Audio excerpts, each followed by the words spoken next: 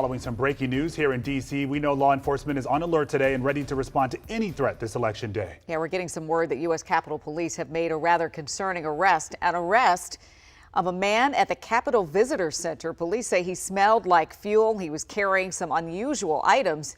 And that's not it. Our chief investigative reporter Eric Flack is live there now. Flack, we know that officials just wrapped up a press conference a short time ago. What did we learn?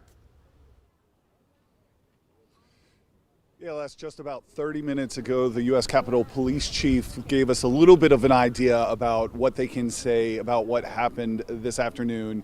It's a bizarre scene. It started just after noon here, right at the U.S. Capitol's Visitor Center South entrance, which is behind me. Now, officers noticed a guy just kind of approaching the entrance, the security screening, looking around. They were a little bit suspicious. They asked him to put his jacket and his bag through the security screening machine. He did that. When he did that, they immediately saw what appeared to be a weapon, a firearm, 2 bottles, and some other paraphernalia. They immediately arrested the man. They aren't releasing much information about him so far, but they said when they searched that bag, they found not only that flare gun, but also 2 bottles of gasoline. The bag, in fact, smelled like gasoline, and there was a lighter, like a torch lighter that you would use to light a cigar. The chief didn't explain exactly what his intentions were. Here's what the chief did tell us, though, when we asked him. He had papers with him that he said his intent was to deliver them to Congress. We're still going through all of those papers. It's quite a bit. We are trying to determine where, in fact, he did come from. And again, active investigation, so there's a lot of follow-up. When we get that information, there'll be additional follow-up.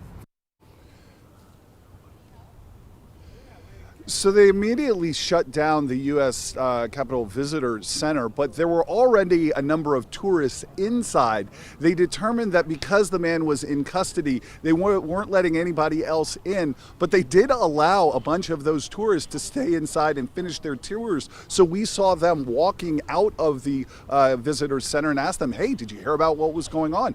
Many of them, most of them, had absolutely no idea. They said other than it seemed a little emptier than usual, they had no idea that this was transpiring outside. There were a number of visitors, tourists, including a couple from Holland who had showed up after the incident trying to get inside the visitor center. They were turned away. They certainly understood, but there was a lot of disappointment out here. So really just a very strange scene. The police chief complimented his officers for their quick reaction and how they handled it. They said the suspect was taken into custody without much incident other than what he had in his bag. Still really unclear on what he was going to do with those items, that torch lighter, those 2 containers of fuel or gasoline, and that flare gun. Still unclear there. Again, the chief saying he was going to deliver some sort of a letter to Congress, but the chief didn't really reveal what was inside that letter. So a lot more to come on this. We have some sound from some people who are around as all this transpired. We'll try to get that for you later in the show.